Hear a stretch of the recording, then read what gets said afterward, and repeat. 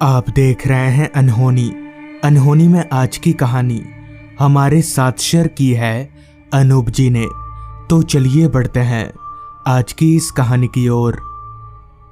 आज से काफी साल पहले हमारे गांव में एक कच्चा रास्ता हुआ करता था। वो रास्ता एक तरफ से जंगलों से तो दूसरी तरफ से रेल की पटरियों से घिरा हुआ था। गांव वाले रात तो दूर दिन को भी उस रास्ते से आना जाना नहीं करते थे, क्योंकि लोगों का मानना था कि उस रास्ते पर आत्माओं का बसेरा है और वो आत्माएं लोगों को देखकर उन पर हमला कर देती हैं। मगर एक सच ये भी था कि उस रास्ते पर कभी कभी आने जाने वाले लोगों के साथ अजीब अजीब सी घटनाएं होती थीं, जिस कारण उन लोगों का भी यही कहना था कि ये रास्ता शापित हो चुका है। लेकिन इन सब बातों को मैं नहीं मानता था। असल में लोगों का कहना था कि जब नई नई इस गांव में ट्रेन चलनी शुरू हुई थी तो आए दिन इस रेल पटरी पर एक्सीडेंट होता ही रहता था और उन्हीं मरने वालों की आत्मा आज भी भटकती है। खैर, उस समय मैं अपने गांव में पिताजी और भैया के साथ खेती किया करता था। उस समय हमारा ही परिवार नहीं बल्कि सभी परिवार खेती किया करते थे। एक शाम जब हम तीनों खेत से घर लौटे तो वक्त हो रहा था शाम के 6 बजे का। खेत से वापस लौटकर अभी हम आराम कर ही रहे थे कि तभी अचानक पिताजी के पेट में काफी तेज दर्द शुरू हो गया। तो अचानक पेट में दर्द होने से हम काफी चिंता में पड़ गए कि हुआ तो हुआ क्या। कुछ देर तक तो उन्होंने दर्द को बर्दाश्त किया, मगर 1 घंटे बाद जब उनका दर्द काफी बढ़ गया तो उन्होंने चिल्लाना शुरू कर दिया, जिससे हम और भी ज्यादा चिंता में पड़ गए। पिताजी की हालत बिगड़ता देख हमें समझ नहीं आ रहा था कि अब क्या करें कि तभी मैंने अपने भैया से कहा, भैया आप पिताजी के पास रुकिए, मैं वैद्य जी के पास जाकर दवा लेकर आता हूँ। इस पर भैया ने कहा, अच्छा ठीक है अनूप, तू जा, मगर जल्दी आना। जिसके बाद मैंने अपना साइकिल निकाला और वैद्य जी के घर की तरफ आगे बढ़ने लगा। वैद्य जी का घर हमारे गांव से 7 किलोमीटर दूर दूसरे गांव में था, तो मुझे वहां पहुंचने में करीबन 1 घंटे का समय लगेगा। तो मैंने अपने साइकिल चलाने की रफ्तार थोड़ी और बढ़ा दी। उस वक्त रात के 7:30 बजते ही हमारा गांव काफी सुनसान हो गया था। उस समय हमारे गांव में बिजली की सुविधा ना होने के कारण लोग अंधेरा हो जाने के बाद अपने घरों से नहीं निकलते थे, जिस कारण सारा गांव वीरान सा लग रहा था। घर के बाहर निकलते ही अंधेरे ने मुझे चारों तरफ से घेर लिया। अंधेरा इतना घना था कि मुझे सामने का रास्ता भी ठीक से दिखाई नहीं पड़ रहा था। तो घने अंधेरे को देखकर मैंने अपना टॉर्च निकालकर जलाया और अंधेरे को चीरते हुए आगे बढ़ने लगा। दूसरे गांव वैद्य जी के घर जाने के लिए हमारे गांव से 2 रास्ते थे। एक काफी लंबा रास्ता तो दूसरा रेल पटरियों के किनारे से शापित रास्ता।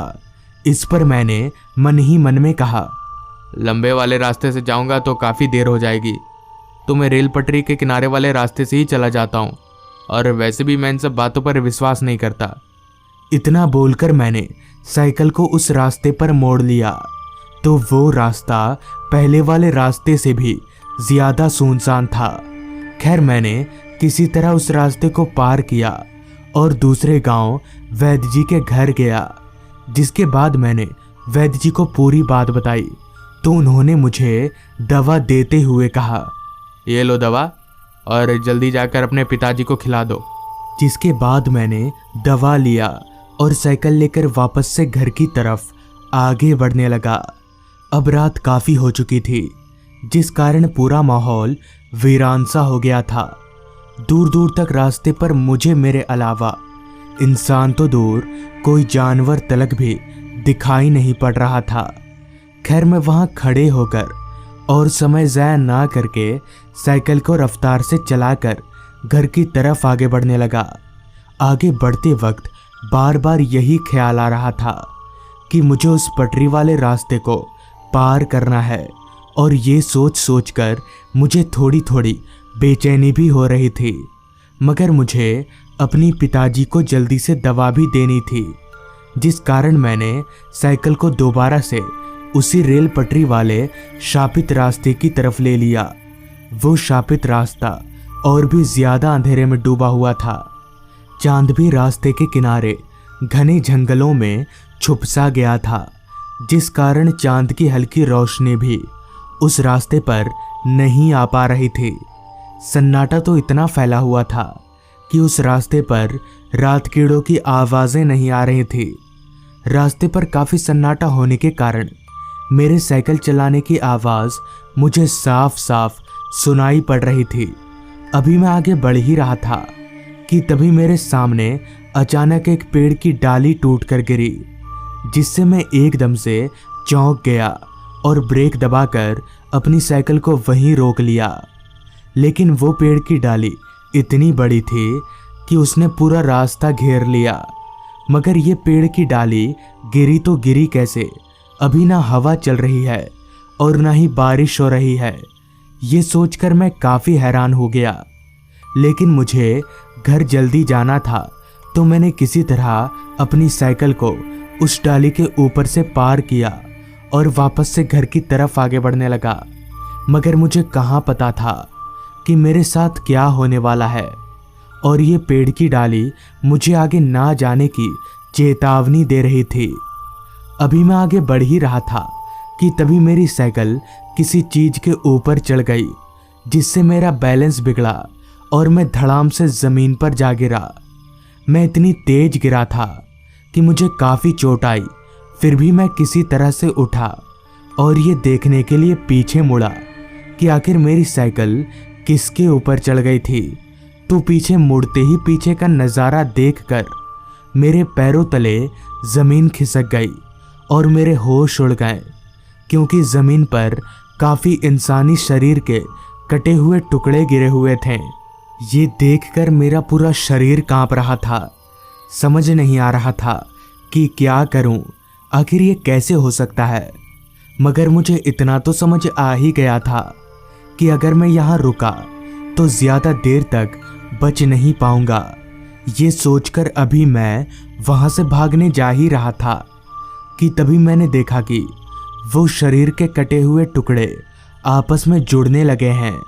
धीरे धीरे वो सारे टुकड़े जुड़कर एक आधा कटा हुआ शरीर बन गए, जिसका सिर्फ कमर से लेकर ऊपर तक का ही हिस्सा नजर आ रहा था।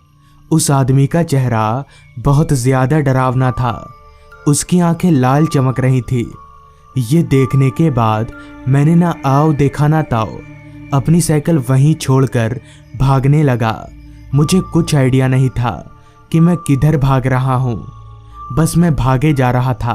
भागते भागते मुझे रास्ते के एक किनारे पर एक छोटी सी झोपड़ी नजर आई। मुझे लगा कि अगर अपनी जान बचानी है तो उस झोपड़ी की तरफ भागना पड़ेगा, वरना मैं बच नहीं पाऊंगा। लिहाजा मैं भागकर उस झोपड़ी के दरवाजे पर गया। मैं जैसे ही झोपड़ी के दरवाजे पर खड़ा हुआ तो वो दरवाज़ा अपने आप ही खुल गया। उस वक्त मुझे सिर्फ अपनी जान बचाने की पड़ी थी, इसलिए मैं झोपड़ी के अंदर घुस गया। अभी मैं झोपड़ी के अंदर घुसा ही था कि तभी मैंने देखा कि कोई आदमी पीछे की तरफ मुंह करके चादर ओढ़े खड़ा है। इससे पहले कि मैं कुछ बोलता, उस आदमी ने एकदम से अपना चादर हटा दिया। तो फिर एक बार मेरी रूह कांप गई, क्योंकि ये वही कटा हुआ आदमी था। जिसके बाद मैंने कुछ नहीं देखा, जो दौड़ लगाई सीधे घर जाकर ही रुका।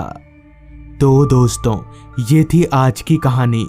अगर आपको ये कहानी पसंद आई हो तो चैनल को ज़रूर सब्सक्राइब कर लें।